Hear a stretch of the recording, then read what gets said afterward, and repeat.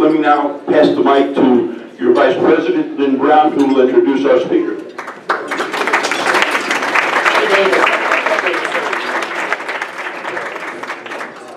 We are delighted today to have Philip J. or P.J. Crowley, who is a professor of practice and distinguished fellow at the Institute for Public Diplomacy and Global Communication at the George Washington University.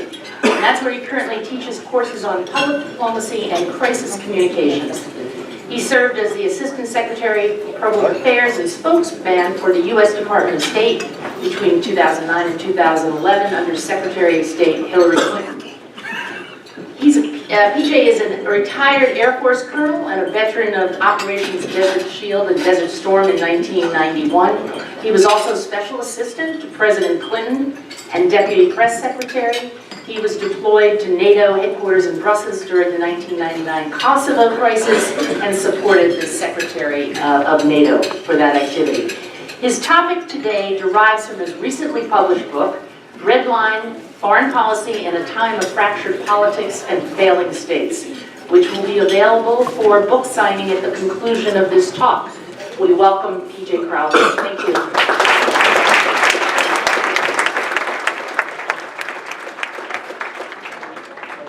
Thank you, Lynn, very much. Thank you, everyone, for a remarkable turnout. I'm delighted to be in Reading. I'm happy to join the book club. that is migrating its way slowly through this book. A number of you have already read the book and lived to talk about it. One of my neighbors goes, "I'm still working on the book, but I keep on falling asleep in chapter 3. I thought chapter 3 was one of the more lively ones. I'm delighted to be back in eastern Pennsylvania. My wife and I, after leaving the State Department, spent a year down the road in Carlisle, had the opportunity to teach a course at Dickinson College, the Penn State Dickinson School of Law, and at the Army War College. But most importantly, I love talking to World Affairs Councils, and look forward for the next hour or so to a rational discussion of the pressing issues at this moment in history. I'd like to think that this turnout is about the articulate and insightful book that will be available for sale. But I think I understand that this is a reflection of a question that we are all trying to answer. What in the hell is going on in Washington, D.C.?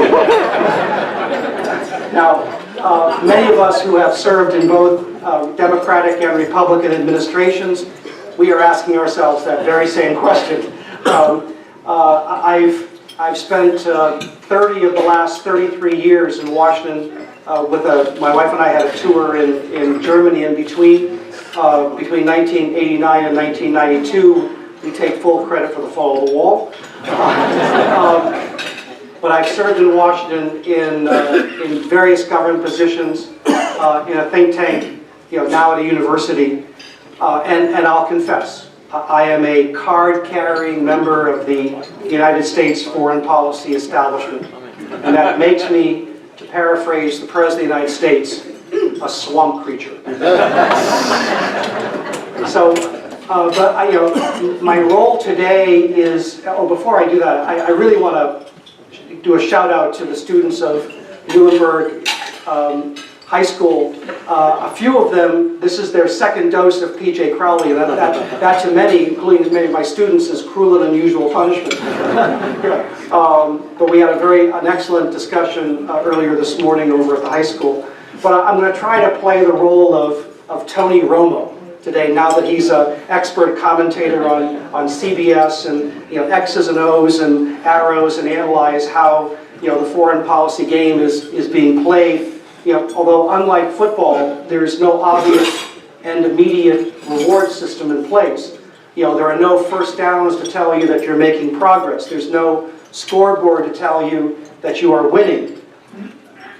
But in Washington, of course, there are a lot of punts these days. But as we speak, President Trump is in Asia with a significant focus on what to do about North Korea. We'll talk about that in a minute maybe get out the telestrator and see how that play is likely to unfold. But more broadly, we are trying to decipher. We are putting together the president's actions, his words, his tweets, what the Trump foreign policy adds up to in these first 10 months. Now, you may have noticed President Trump is an improvisational actor. He talks often about the importance that he attaches to unpredictability. He said in South Korea, he likes to play his cards close to the vest. But in many respects, he is very transparent and very predictable. He is doing exactly what he said he would do if elected. So did Barack Obama. Now, and as George W. Bush once said, elections do matter. There has been an incredible amount of turmoil in these 10 months. Aides departing, including the National Security Advisor, aides changing jobs, including the Secretary of Homeland Security, now as Chief of Staff, aides staying, including one, the Secretary of State, who felt impelled to call a press conference to announce he is actually staying on the job. Now, in my experience, anytime you call a press conference to say what you didn't say this or didn't do that, there's a problem. The Secretary assured us he didn't threaten to resign, and he didn't call his boss a moron. Now, there is significant tension and frustration in that relationship. To me, the most telling comment in this press conference that Secretary Tillerson made was what he said about Washington. I am not of this place. Which is to say that even though he came to the job with an impressive international resume, he is uncomfortable with the public give and take of the political process. Yet in the modern era, these public and political dimensions of being Secretary of State have become central to there being an effective foreign policy voice at home and abroad. George Shultz, Jim Baker, Warren Christopher, Madeleine Albright, Colin Powell, Condi Rice, Hillary Clinton, and John Kerry understood Washington, how to navigate around its water hazards and its bunkers and function within its glare. Now, a major factor hampering the current Secretary of State is the lack of a complete national security and foreign policy team, the absence of undersecretaries and assistant secretaries who get to clearly articulate what the United States wants to accomplish with allies and adversaries around the world. 8 years ago, Hillary Clinton made a deal with President Obama that she could form her own team at the State Department. I was part of that deal. But within 6 months, reviews had been completed. The President had given 2 detailed and far-reaching policy addresses. The Secretary had given one herself. 8 years ago last month, the United States had put on the table in Geneva a very significant proposal to Iran regarding its nuclear program, the first of a lengthy series of negotiations that did culminate in the Iran nuclear deal. There was a lot going on, a strategy in place, a negotiating team at work, a process underway, and decisive international support. Notwithstanding the uncertainty surrounding the Iran deal, the Trump administration foreign policy is most likely going to revolve around what happens in North Korea. Now, to his credit, the President has built significant international support, particularly from China, behind increased sanctions, but it is unclear if there is a viable path forward. As Kim Jong-un intensified progress towards a nuclear deterrent, he engaged in a war of words with the President of the United States, with the President coining the term Little Rocket Man, and Kim returning fire with deranged dotard, which sent us all to the dictionary to fully understand the meaning of a medieval term. Now, bombastic rhetoric has long been a North Korean staple. What is new is the President with an itchy Twitter finger who talks about options that are locked and loaded to deliver fire and fury if the United States is not just attacked, but just threatened. And that was a couple of missile launches ago and a nuclear test ago. There was an interesting story in the Washington Post recently highlighting how North Korean officials are reaching out to former members of Republican administrations to try to gain help in understanding Donald Trump. They are obviously not alone. But what I found striking about the Post story was the comment by one former official who had participated in what we call a Track 2 dialogue, former officials getting together with North Korean officials in an unofficial dialogue to see if we can clarify North Korea's intentions. He said that the North Koreans displayed encyclopedic knowledge of every Trump tweet. Now, it's easy for us here to dismiss his next tweet as Trump being Trump, but they do form an unprecedented window into what the President of the United States actually thinks, if not necessarily what he will actually do. In unprecedented ways, he is incredibly transparent and unfiltered. That carries an authenticity that clearly appealed to a critical mass of American voters, but there are serious consequences when his communications are made impulsively without a clear strategic purpose. Now, one of his recent tweets before he left on this trip, where he suggested that talks with North Korea were a waste of time. It undermined his Secretary of State, who had acknowledged that the United States was probing existing channels of communication to see if it could launch a dialogue with Pyongyang. But as discomforting that was for Secretary Tillerson, more significantly, the President's tweet seemed to narrow the policy options available to the Trump administration. If there are no diplomatic solutions short of North Korean capitulation, then that leaves the United States and its allies with a stark choice: eliminate the threat through military force or learn to live with it. I will note that the President sounded a more conciliatory note yesterday in Seoul about being open to a deal, encouraging a four-step process where North Korea ceases its provocations, comes to the negotiating table, freezes its nuclear and missile program, and then negotiates denuclearization over time. That is an updated version of the essential deal the international community has offered North Korea for 25 years. Now, the President expressed his frustration that this problem should have been solved decades ago. The fact that it has not is not because of a lack of effort. Now, in fairness to the Trump administration, it confronts a challenge that previous administrations did not. Up until now, we've been dealing with theoretical nuclear ambitions. Now we have to assume we are dealing with some level of actual capability, with progress accelerating at a remarkable rate. What is Kim Jong-un trying to do? We don't know for sure. The American with the greatest insight into his thinking is the former basketball star, Dennis Rodman. Dennis says, not to worry. President Trump said today that North Korea is ruled by a cult. It may be more appropriately described as a family mafia.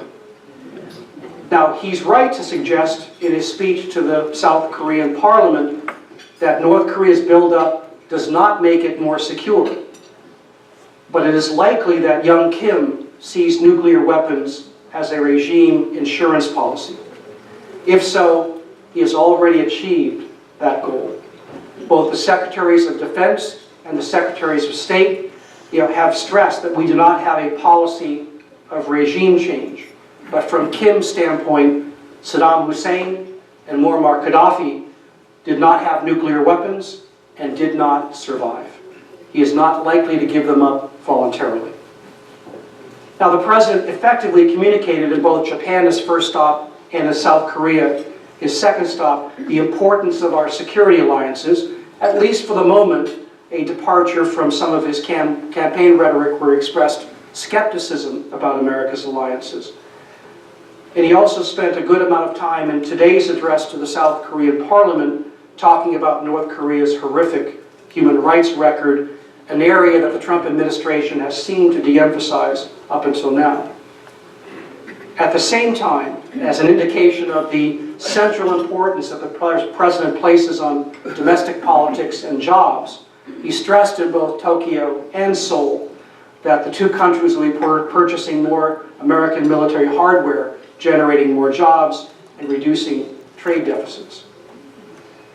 With the president now in Beijing, he has been right to put a greater burden on China, not just to support greater sanctions, but to take responsibility for managing its client state. Ultimately, can we live with and deter North Korea? I believe that we can. Yeah, but as Steve Bannon acknowledged in his exit interview from the White House, there is no military option that doesn't place thousands and thousands of Koreans, Japanese, and American citizens at significant risk. President Trump has suggested that the longer the current situation goes unresolved, the more dangerous it becomes. He's right about that. But by the same token, precipitous action can have incalculable consequences. I'm sure we'll talk more about North Korea during the Q&A. Now, notwithstanding the president's rhetoric, his options in North Korea, and Syria for that matter, are tempered by the politics of the moment. Not only are Americans today increasingly skeptical of an interventionist foreign policy, but President Trump himself clearly shared that skepticism on the campaign trail, as he made clear on a number of occasions, including his inaugural address. He was elected leader of the United States, not leader of the world. Now, from President Truman to President Obama, presidents have accepted the idea that the occupant of the Oval Office is concurrently the leader of the free world. President Trump is the first in modern times to say he does not want that responsibility. Perhaps more overtly than we have seen lately, politics is profoundly shaping foreign policy today. Now, at one level, there's nothing new about that. Now, gauging from the ages in this room, most of us, I think, remember Lyndon Johnson during the Vietnam era, where he carefully weighed what needed to be accomplished in Vietnam against his ambitions for a great society. Of course, he also did not believe that he could abandon Vietnam in light of the powerful political narrative of who lost China that handicapped Harry Truman. But as information technology and politics have gone global, the foreign policy establishment has struggled to keep up with the increased political dynamism of the international environment. The Brexit referendum is a good example of that. In an instant, it fundamentally changed Britain's foreign policy. Now, I recall vividly at the White House and at the State Department that some of my colleagues said that, politics should not intrude in the White House Situation Room. They repeated Arthur Vandenberg's dictum that politics should stop at the water's edge. Well, tell that to Vladimir Putin. But I view this as a critical blind spot in our understanding of our own country, the impact that elections and political mandates have on foreign policy, what a president wants to achieve in office, and what he believes the American people will support. Now, there's an irony in this. The State Department, where I spend a fair amount of time, spends a great deal of effort understanding the politics of other countries and how they may affect relations with the United States.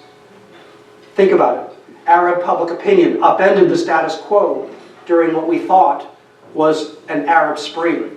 And even though that flame is still alive, barely, in Tunisia, the ripple effects from 2011 are still churning from Morocco to Saudi Arabia. Of course, politics influences foreign policy. Public opinion impacts today's international environment like never before. Last year it was Brexit. This year we've had 2 referenda, both disputed, that could alter the boundaries of Iraq and Spain. Scotland continues to mull whether Britain should be greater or lesser. I didn't write Red Line with Donald Trump in mind, but his election reinforces the book's central premise that you cannot understand American foreign policy today without understanding American domestic politics today. Trump's rhetoric is sharper than Obama's, but he is subject to the same political boundaries that shaped Obama's policy choices. I wrote the book to put President Obama's foreign policy and the strategic narratives that he employed in both a historical and political context. Obama largely delivered the foreign policy that he advertised in 2008 and for which he was elected. The American people were concerned about the rising costs of the wars in Afghanistan and Iraq. They elected a candidate who promised to reset relations with America's allies, constructively engage America's adversaries, wind down America's wars, and avoid getting deeply involved in future Middle East conflicts. Obama's foreign policy had consequential successes and failures. In my view, the two bookends of the Obama administration are the nuclear agreement with Iran and his hesitation involving a military response to Syria's use of chemical weapons in 2013, hence the title of the book. Obama struggled to balance his caution regarding Syria, rooted in what he saw as his political mandate, with the expansive strategic narrative of American indispensability. Now, I'm a supporter of the Iran deal. It didn't solve every issue that surrounds Iran, its support for terrorism, its expansive nuclear ambition, or regional ambitions, but it solved one for a lengthy period of time. The Trump administration, at least instinctively, holds the opposite view. At the risk of oversimplification, it boils down to being a bad deal because it failed to solve all problems associated with Iran. Now, make no mistake, those concerns are real. Its hardline views regarding Israel, its support of terrorism, its malign role in the region, most recently the blind support of the Assad regime in Syria. But as Secretary of Defense Jim Mattis, I've known him for 25 years, suggested in a recent congressional testimony, it is better to confront a non-nuclear Iran in the region than the alternative. But now the president has kicked the Iran issue to Congress. Supporters of the Iran deal are hoping that a Congress that is not capable of making consequential decisions these days will be unable to scuttle the deal. I am not certain that is the most likely outcome. The Trump administration wants to renegotiate a better deal, even though there's no apparent willingness of the other parties to what we called the 6+1 process: China, Russia, France, Germany, Britain, the European Union, and Iran. None of those other parties want to renegotiate. So the president has called on Congress to effectively rewrite the deal unilaterally. He hopes that Congress will pass legislation that attempts to make the deal permanent, strengthen the inspection regime, and bring within the deal Iran's missile program, particularly its development of long-range ICBMs. There's a reasonable chance that Congress will pass something in 2018, particularly as it approaches midterm elections. Whatever red lines might be contained in a legislation, Iran will most assuredly cross at least one of them, most likely a missile launch. Remember, after President Trump's fire and fury comment, North Korea sent a missile across Japan. But with an Iranian missile launch in violation of these new American or prospective red lines, President Trump will have his casus belli to terminate U.S. involvement in what is called the Iran deal. It's otherwise called the JCPOA. Now, why would the president do that? Well, he said he would when he campaigned for president. It doesn't mean the Iran deal will collapse, but it will profoundly affect perceptions of American leadership around the world. Say what you will about Donald Trump, but it is clear he actually meant what he said on the campaign trail in 2016. Now, politics are not always that determinative. If you look back to the 2000 election, George W. Bush actually projected a reasonably conservative foreign policy. Al Gore was by far the more interventionist candidate. But the political boundaries established during the 2000 election evaporated after September 11.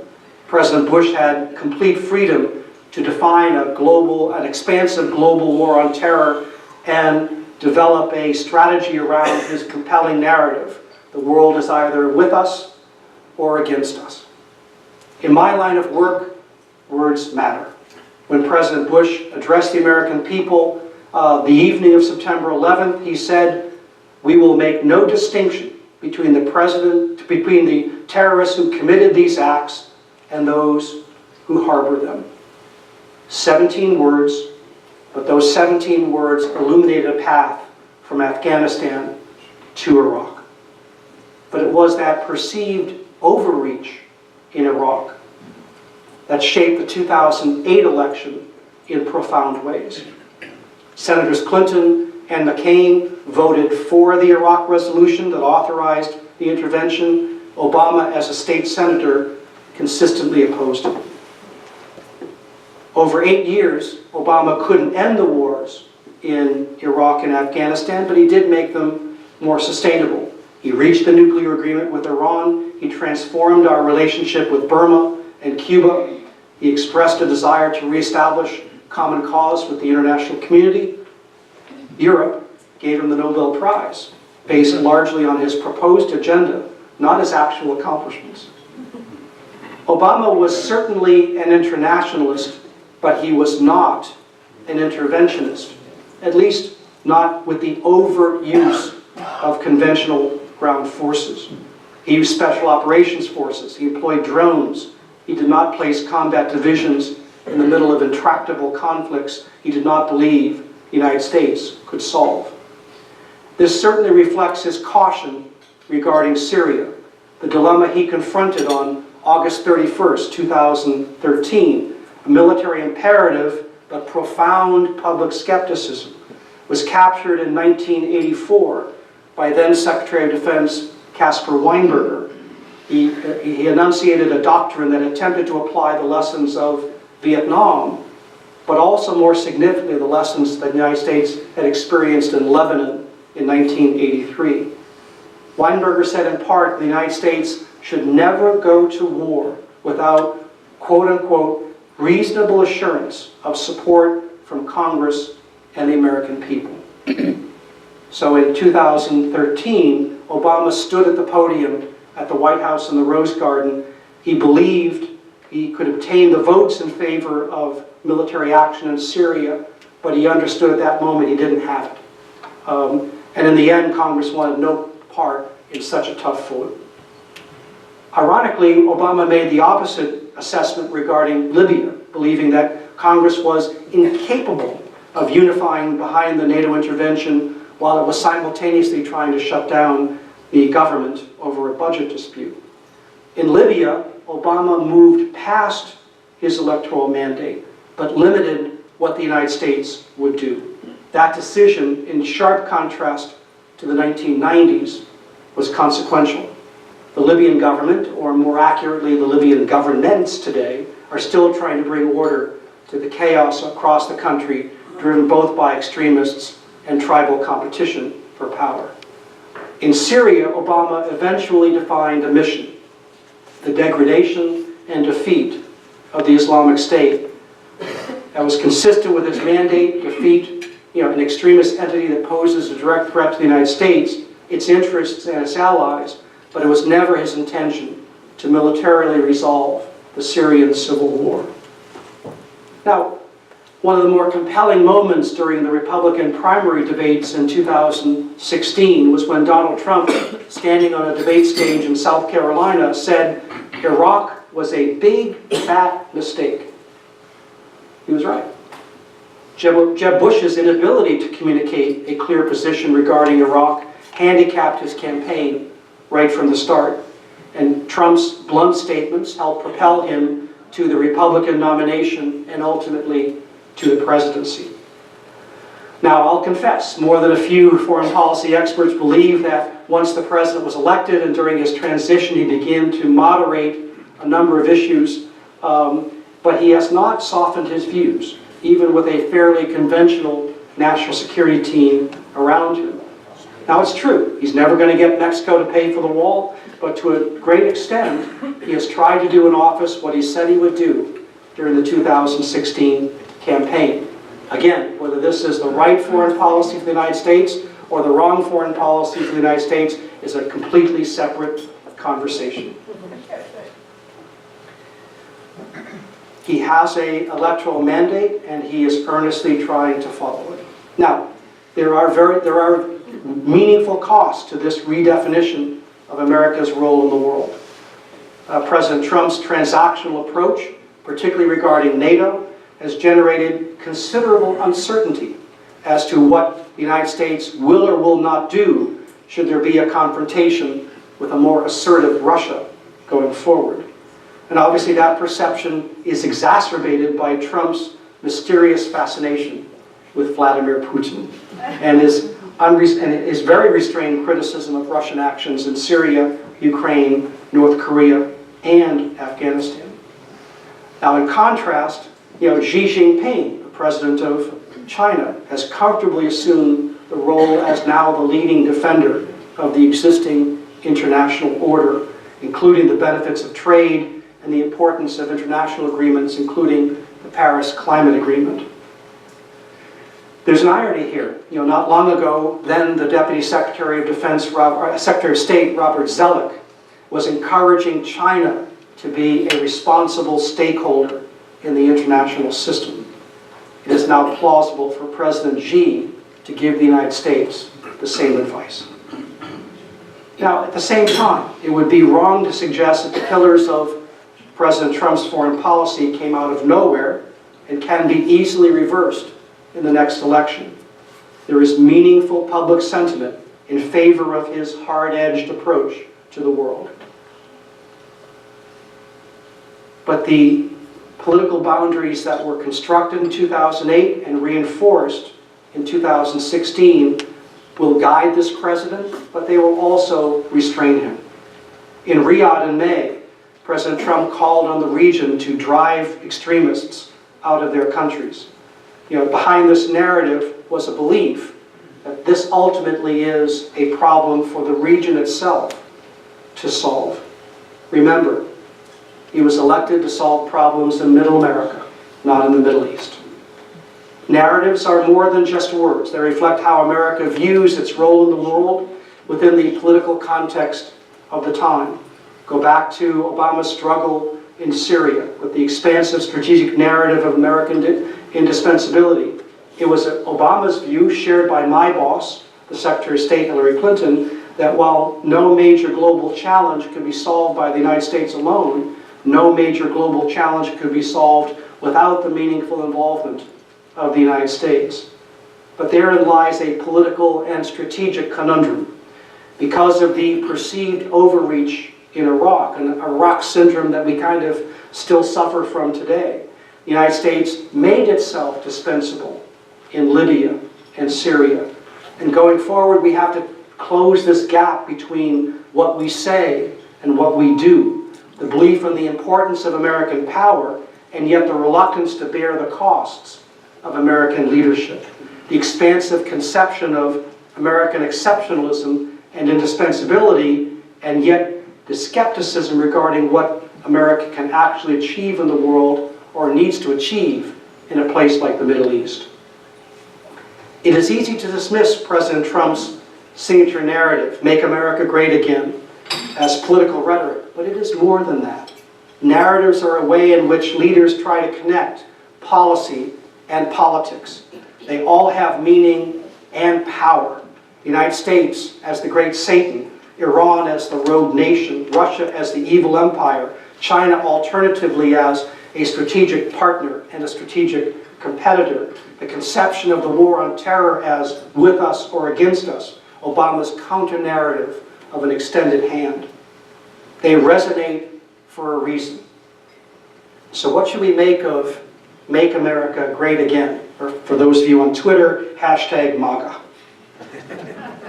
H.R. McMaster and Gary Cohn, the National Security Advisor and the National Economic Advisor, defined it in an op-ed in the Wall Street Journal, suggesting that America first does not mean America alone. But they rejected the concept of a global community. Rather, they openly embraced the elemental nature of international affairs as a competition for advantage. They may be right about the renewed competition within the existing international order, particularly in light of the rise of China.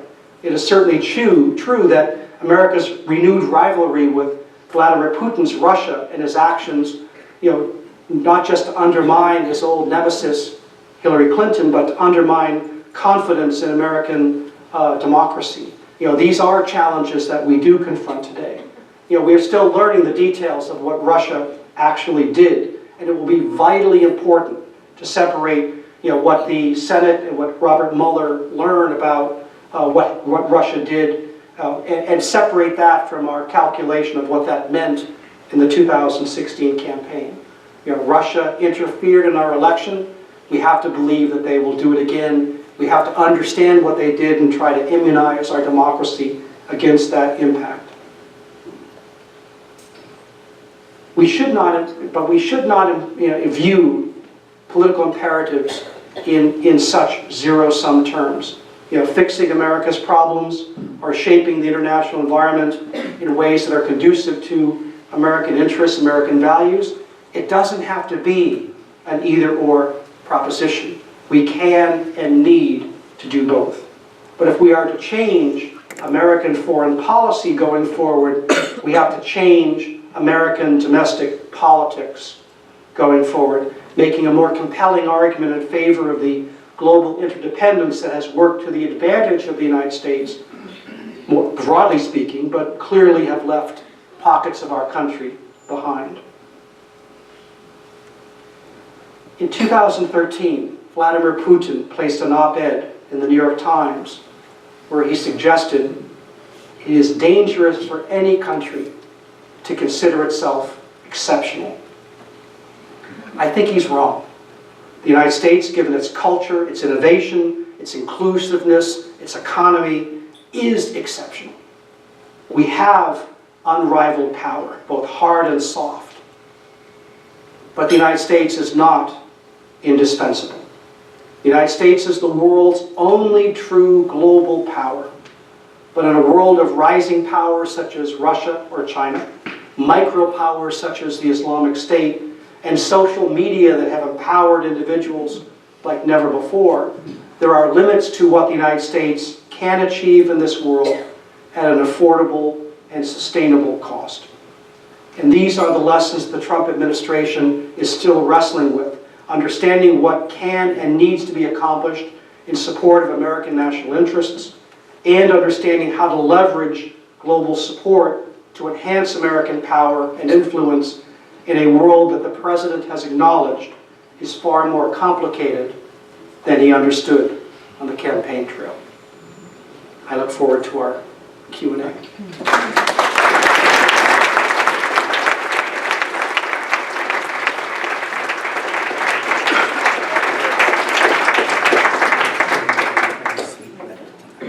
I think we got some great questions for you. I'm getting more. Thank you. All right. Let me just stand back here. I haven't been able to find the camera. Where's the camera? Right there. All right, so I gotta keep. I mean, as a lecturer, I love wandering around my classroom. All right, I'll stay put. Okay. I think this is a fascinating question. Since politics is alive and well in foreign policy, isn't North Korea's dictatorship just plain tough for the home front? And is our president doing the same thing? Neither regime can afford nuclear war. Where are we at? It's a really good question. I think the political danger that we have is that either the young leader in North Korea or the president, through their escalating rhetoric, backs themselves into a corner where the credibility of the United States or the credibility of North Korea is at stake. And in that case where the president, the more often the president says, one way or the other, I'm going to fix this, to me that's a problem. Because there may not be an easy or easy solution that is readily available. As I was talking to the great students at Muhlenberg this morning, I said the most powerful weapon in the world today is this. And this could be the solution to the situation in North Korea if we're patient. North Korea is the last Stalinist entity on earth. I mean, the Chinese have a great firewall where they limit what their people can talk about, not Tiananmen Square. But it is, North Korea is the one remaining regime that works enormously hard to deny information to their people. But as North Korea becomes more penetrable, and there's a lot of work being done by South Korea and others to try to insert sources of information technology so that the North Koreans can begin to understand the vast contrast between what their life is like in the North and what their cousins are experiencing in the South, that somehow there'll be some sort of soft implosion. I mean, that's the dream solution to North Korea. Now, the dilemma for us is that our current policy has been consistent for 25 years, but it is still based on the presumption that there can be a negotiation through which North Korea decides to denuclearize. And I'm not sure that the deal that's always been on the table is one that young Kim is willing to accept. I think our questions cover the gamut of foreign policy issues here, which is really great. Here's one that really changes the subject matter.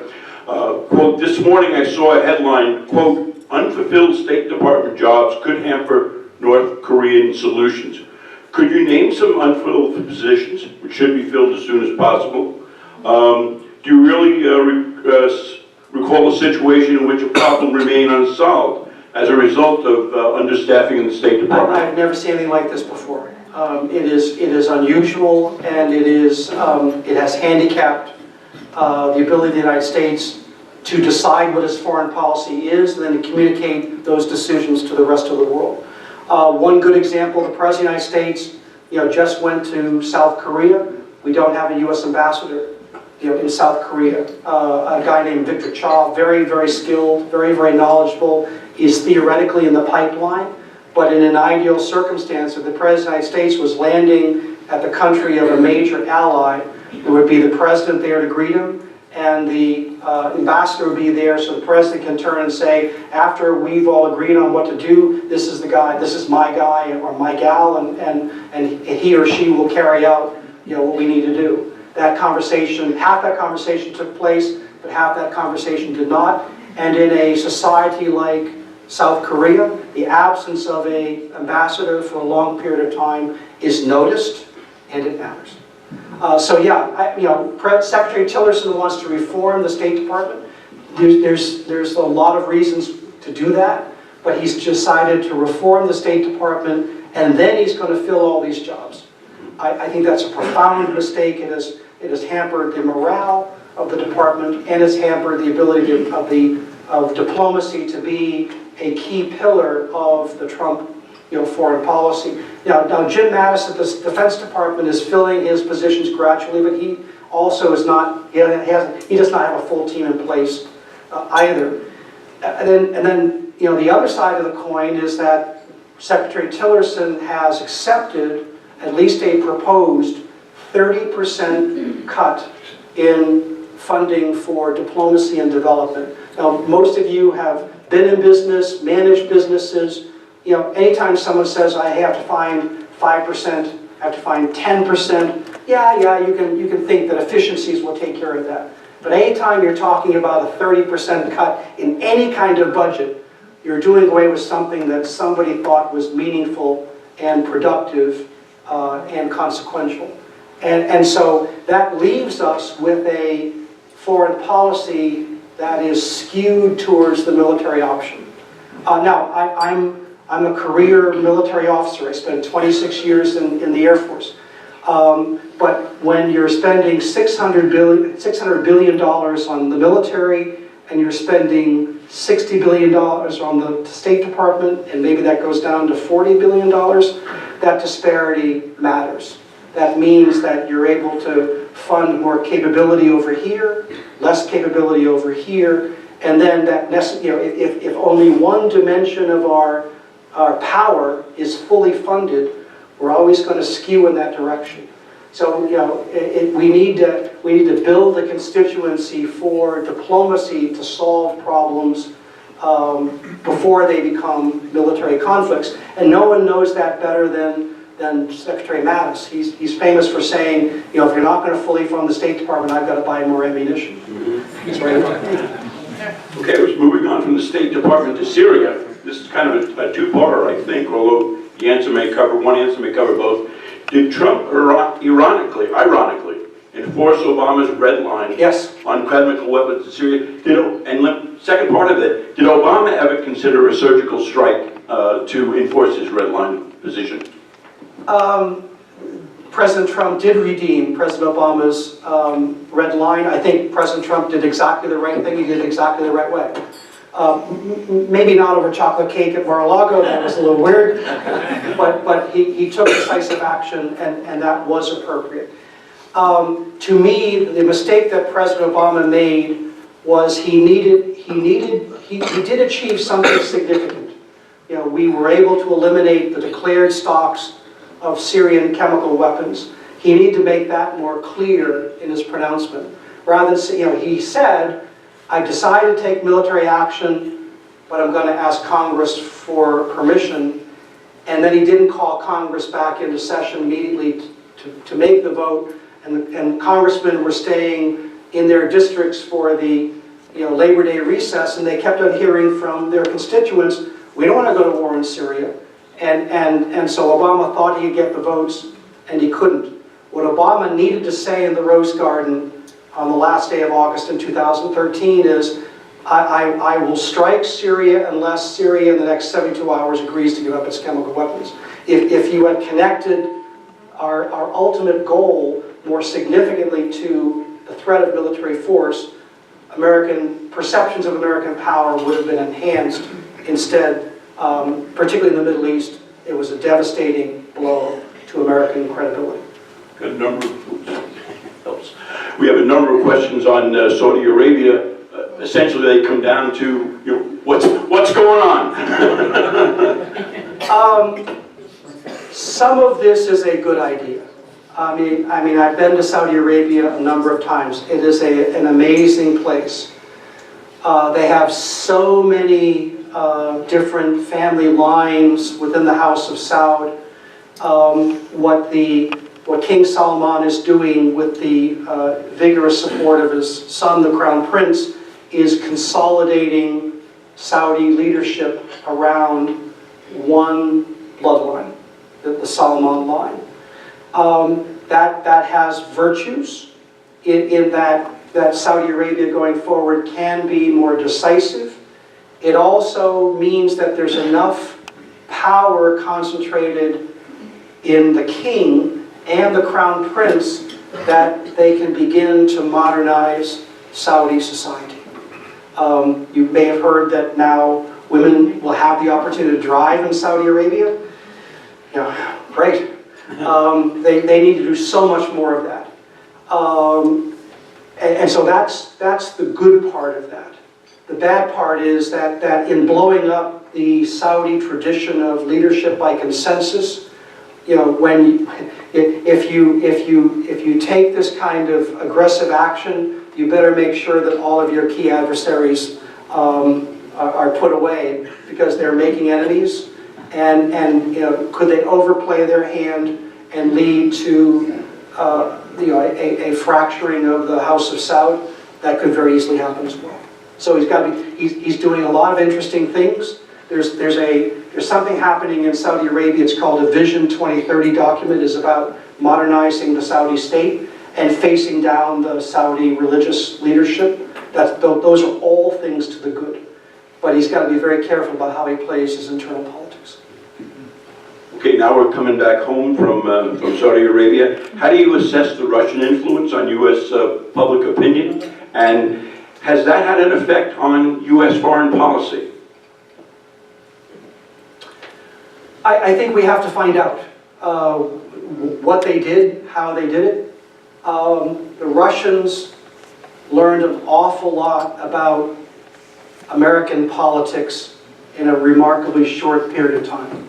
So I don't know how far-reaching, for example, the Facebook campaign was, but it was very sophisticated. You know, if you expressed an interest in guns, you got a message that says Hillary Clinton's going to take away your guns. You know, if you were in favor of other liberal issues, you got a message that kind of put your group in conflict with some other group. But they were playing against the fissures in American society that we understood, that they began to understand, and they took an influence campaign. I don't think it changed the result of the election, but I think it had a profound effect in the quality of information that people were exposed to during the final stages of the 2016 campaign. I think it's vitally important that we, as Americans, find out what they did, how they did it, and learn from that, because if they did it once, they can do it again. Why did he do it? I've been in the room when Vladimir Putin has been talking to Hillary Clinton. They do not like each other. And Hillary in 2012 questioned the legitimacy of Putin returning to the Russian presidency, and he was more than happy to find a way to return the favor. Now, do I think? I think it was really about that, and trying to use that wedge, to delegitimize American democracy, which Vladimir Putin absolutely sees as a threat to himself. It's one of the reasons why he went to Ukraine, because he didn't want to see a more democratic Ukraine in the European Union right on Russia's doorstep. I think the election of Donald Trump to Putin was a bonus. Seeing how many of the issues we face today originated in the European countries, why doesn't America ever push them, the European Union countries, to be more involved again as a main player? And should we push? The European Union is distracted, to be sure. But don't underestimate the role that the European Union in general, and Germany in particular, plays in today's global economy. I mean, if the President of the United States is no longer the leader of the free world, Angela Merkel is the leader of the free world. And if Angela Merkel were defeated in her recent election, maybe Emmanuel Macron would have taken a stab at being the leader of the free world. Theresa May is not the leader of the free world. She can barely manage Boris Johnson these days. So the European Union, it has a virtue of having 28 members, and it has the challenge of having 28 members, and then you throw into the middle of that there are 24 separatist movements in Europe. Catalonia is the latest one, and that's going to create a profound problem for European unity, going forward. And then you throw into that mix the issue of migration that we are largely talking about, but Europe is actually experiencing. Italy has been profoundly affected by the migration crisis. Greece has been, which is, oh, by the way, struggling with its economy, has been profoundly affected by the immigration crisis. And then you see, as a result of this, a shift rightward in politics, in places like Hungary, places like Austria, even Poland. There's a lot of churn going on there, and how the Europeans resolve that churn will absolutely, positively ricochet in ways that are important to the United States. Now, we're not talking about countries, we're talking about you. Would you like to be Secretary of State, or you offered a position in Hillary's administration and she won? And if so, what was it?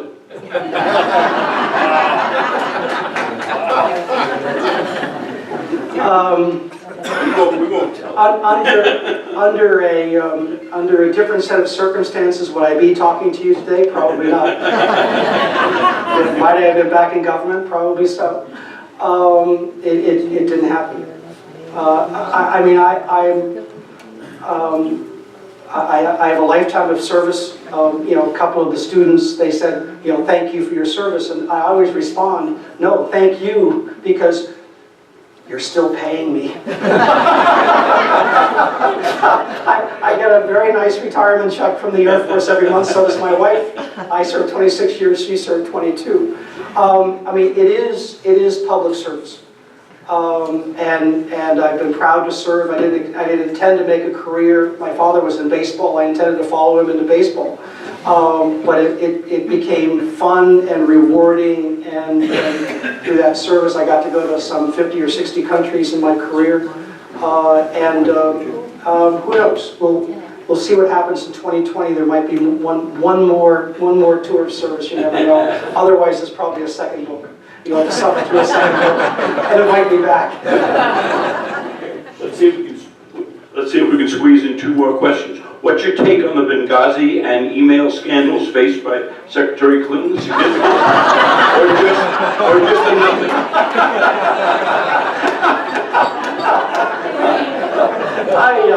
And that's the easy one. My phone rang one day, and it was a reporter for Vice News. This can't be good. And they said they'd begun to release Hillary Clinton's emails, and the first one they released was yours. Okay. I said, what was it about? They go, it was about WikiLeaks. I went, okay. I remember the email. I sent her an email on Christmas Eve because we were in the midst of WikiLeaks in 2010. And she was going to be out of the office for a week. She and her husband were going to celebrate the holiday in Chappaqua. And yet every day for 3 months I had a conversation with the New York Times about what they were going to do with the classified cables they weren't supposed to have, and what are the potential consequences in terms of American national security. So I sent her an email that just gave her a heads up, while you're home and reading the failing New York Times. They're not failing, thank God. Here's what you're going to see. So the title was WikiLeaks, and I said, first of all, Madam Secretary, Merry Christmas to you, the President, and Chelsea. Hope you have a wonderful holiday. And the lawyers redacted the rest of the email. so the Vice goes, what did you tell her? I said, there's nothing I told her in that email that didn't ultimately appear in the New York Times. Benghazi was a serious moment, there were rightfully serious questions raised by Benghazi, by the attack, and I feel very strongly about that. The one person who knew exactly what he was doing was our U.S. ambassador in Libya, Chris Stevens. I knew Chris a little bit, and he knew exactly what the risk was, but he knew exactly why he needed to go to Benghazi at that particular moment. He obviously didn't know what was confronting him. We have a choice to make here. We just suffered, casualties in Niger, where we have special forces people who are doing important things. And it's right for us to ask the question, what went wrong? But we have to be careful that we say, in a perfect world, we should never face risk. We're always going to face risk. And our soldiers have weapons. They can defend themselves. Our diplomats have diplomatic agents who have weapons, and they're defending us. I know one of you has a son who's about to go to China in the diplomatic security service, and thank him for his service. He probably protected me at some point in the past. But you know, if the risk is zero, that means that we're hiding behind, you know, if you've been to an American embassy somewhere in a troublous part of the world, we're building fortresses. You know, and our diplomats have to be able to leave the embassy, go out and interact with others and find out what's happening in that country and then report back, you know, to leadership here in Washington. And that will always involve some kind of risk. So the question of what could we have done better is a legitimate question. It got hijacked by a political churn that I think you know, was ultimately regrettable and consequential. I got two questions here. I'm going to combine it because I think they're together great wrap-ups. Do you feel that President Trump is truly on the wrong track, quote unquote?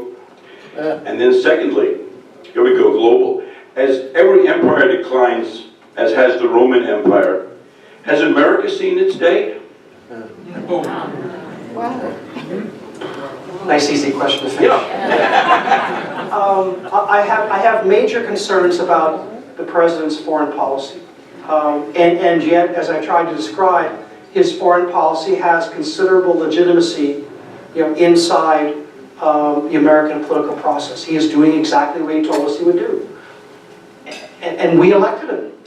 Let me use this. All right, so how many people think that Washington is dysfunctional? Raise your hand. I asked this question last month in Hilton Head, and almost every hand went up. I don't think we're dysfunctional at all. But here's why. We had 537 people elected by us and sent to Washington to do exactly what they're doing, not to compromise. You know, if we're going to do better, if we're going to have a more effective government, we have to change the incentive structure. You know, I mean, we hate Congress, right? And yet we keep on sending 98% of the members of Congress back to Washington expecting a different result. Really? You know, we have to give them better guidance. Right now, if you're a member of Congress, you are deathly afraid of being primaried. You know, and that's one of the things that drove out a very, very good Senator, Bob Corker of Tennessee, chairman of the Senate Foreign Relations Committee. He figured he'd be primaried and just didn't want to go through it. Jeff Flake gave up because he figured not only is he going to be primaried, he's going to lose. And these are two centrist Republicans who are crucial to being able to be, whatever the strained connective tissue that exists between the Republicans on the one side and the Democrats on the other. These were guys that were maintaining that connective tissue, and they're leaving. And then you've got a guy like Steve Bannon who says, I'm declaring civil war within the Republican Party, you know, to, in essence, destroy that connective tissue and try to make sure that one side actually wins out over the other. I mean, we are a 50-50 nation, and so we have to give our elected officials instructions to get something done and to compromise in the process. Until we give them different instructions, we shouldn't expect a different result. What was the first question? Trump on the wrong track. I think that I didn't vote for him. I hope he's defeated for re-election 3 years from now. I don't want him to fail. I don't think he should be impeached. I don't think that we're strong enough as a country to go through that again. I have hopes that our institutions, the Congress, the Supreme Court, and governors will step up. I mean, if you're a fan of the Paris Climate Agreement, you're rooting like hell for Jerry Brown of California. He among other governors, will help us, you know, minimize the damage until we can reconsider that question after the 2020 election. So we have to become more engaged in this process, and then the hope. I mean, no individual is prepared to be president of the United States. George H.W. Bush was probably the closest thing to being somebody who was truly prepared on day one, but George H.W. Bush had a unique history. Hillary Clinton was pretty prepared. to be President of the United States, having been a senator, having been a First Lady, having been a Secretary of State. Donald Trump is not of Washington. He does not have governing experience. And so the real question here is, can he learn? And that is the question that he has to confront. He has a very experienced national security team. It's not robust beyond the immediate ring, but if he listens to Jim Mattis, if he listens to Rex Tillerson, John Kelly, I know a little bit. He's done himself some damage lately as he's moved in from the policy realm to the political realm. Yeah, compromise the Civil War, what? But if he listens to these people and learns from these people, he can widen his perspective, and then he can stay true to his electoral mandate, but then recognize the realities of the world that he's now playing in. That's our hope. But obviously 10 months in, the learning curve is not as steep as it needs to be. Thank you very much. Thank you.